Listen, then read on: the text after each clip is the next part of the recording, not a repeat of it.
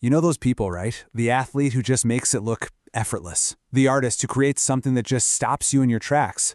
The entrepreneur who completely changes the game.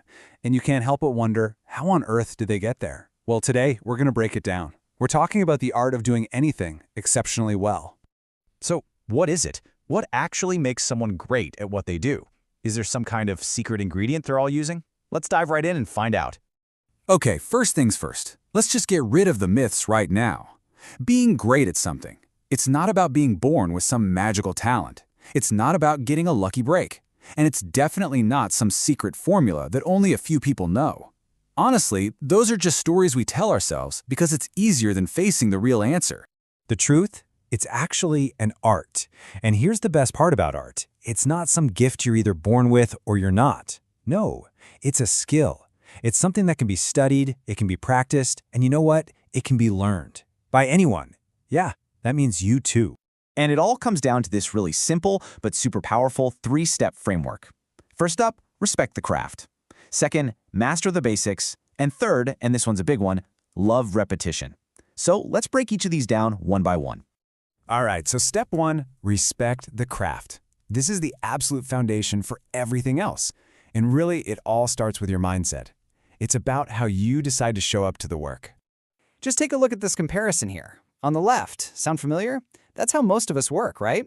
We're scrolling on our phones, we're multitasking, we're giving everything about half our focus, but somehow we expect 100% results. It just doesn't work that way. Now, look at the right. That's the path to excellence. It's about respecting the task, whatever it is, enough to give it your full, undivided attention. And that's the mindset right there. You have to start acting like what you're doing actually matters. Even the small stuff. Even when no one's watching. In fact, especially when no one is watching. That's where that true respect for the craft really comes from. Okay, so once you're showing up with that kind of respect, you're ready for step 2. Master the basics. This means you gotta stop chasing all those hacks and shortcuts. Forget about them. Instead, you chase the fundamentals, like relentlessly. I mean, think about it for a second. The absolute best people in the world, they aren't looking for some secret trick. Tiger Woods, after winning everything imaginable, is still out there on the green practicing a simple putt. A Michelin star chef, they still start their day sharpening a knife, the most basic tool they have. It's true in any field. The greatest of the great are totally obsessed with the fundamentals. And you know, there might be no better example of this in history than the incredible Japanese artist Hokusai. At 73 years old, think about that. After a whole lifetime of work, he painted The Great Wave. You know the one. It's a piece that has just shaken the world for generations. But here's the thing you have to understand. That one iconic wave, it was built on a foundation of over 30,000 other artworks he made. 30,000. Let that sink in. The world remembers that one perfect wave, but it was only possible because of the 30,000 that came before it. That's mastery. That's what happens when you do the work when nobody is looking. And all of that work, all those thousands of pieces, brings us to our final step. And honestly, this might be the toughest one of all. You have to learn to love repetition. Because if mastering the basics is the goal, then repetition, well, that's the engine that's going to get you there. Now, when I say repetition, I don't mean just mindlessly going through the motions. No. True repetition is something else.